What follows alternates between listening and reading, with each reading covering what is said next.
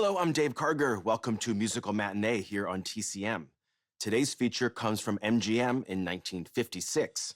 Starring June Allyson, Joan Collins, and Dolores Gray, it's The Opposite Sex. Allyson plays a former musical theater star who's retired into a happy life as a wife and mother, married to a Broadway producer. But as the movie begins, she learns from her catty and gossiping friends that her husband is having an affair with one of his showgirls, played by Joan Collins. Not knowing what to do, she follows her friend's advice and goes to Reno to get a divorce. If that plot sounds familiar, that's because The Opposite Sex was a remake of the 1939 comedy The Women, which starred Norma Shearer, Joan Crawford, and Rosalind Russell. Both The Women and The Opposite Sex were adapted from a hit Broadway play by Claire Booth Luce. Like the original play, The Women featured only women in the cast. There wasn't a single man in any role, although men were constantly the topic of conversation. But The Opposite Sex took a different approach, casting several men in supporting roles, including a young Leslie Nielsen as June Allyson's unfaithful husband. The remake also added another element that wasn't in the 1939 original, musical numbers. By giving the story a theatrical setting, June Allyson got the chance to perform a couple of songs, including a duet with trumpeter Harry James called Young Man with a Horn. It was a song she previously sang in the 1944 musical Two Girls with a Sailor. The cast also features other musical stars, including Dolores Gray and Ann Miller, although they don't perform any musical numbers in the film. Dolores Gray sings the title song, but it's only heard over the opening credits. From 1956, directed by David Miller, also with Ann Sheridan, Jeff Richards, Agnes Moorehead, Charlotte Greenwood, and Joan Blondell, The Opposite Sex.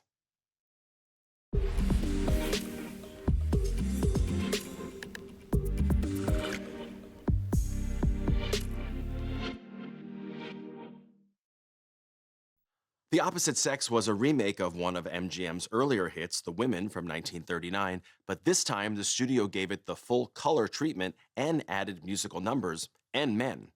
Most reviewers at the time objected to the addition of men in the cast and didn't feel the music enhanced the story either. Joan Crawford, who had played Crystal Allen in the original film, was especially critical of the remake, but her successor, Joan Collins, had more positive things to say. She described Crystal as the first grown-up role she'd ever had the chance to play and said the character was a prototype for Alexis Colby, the role Collins played on the long-running TV series Dynasty. For June Allyson, The Opposite Sex turned out to be the last musical she made at MGM, which had been her home studio for nearly a decade. It was also the last musical for Ann Miller, who didn't get to sing or dance in this film. Miller appeared in only one other movie released the same year, then left Hollywood for a second career in the theater. Miller made several TV appearances over the decades that followed and returned to the big screen twice more. She was one of many classic Hollywood stars in cameo roles in the 1976 comedy Wonton Ton, The Dog Who Saved Hollywood, and in 2001, David Lynch cast her in Mulholland Drive.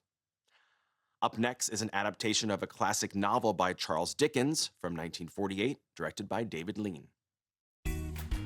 Next on TCM, Oliver Twist.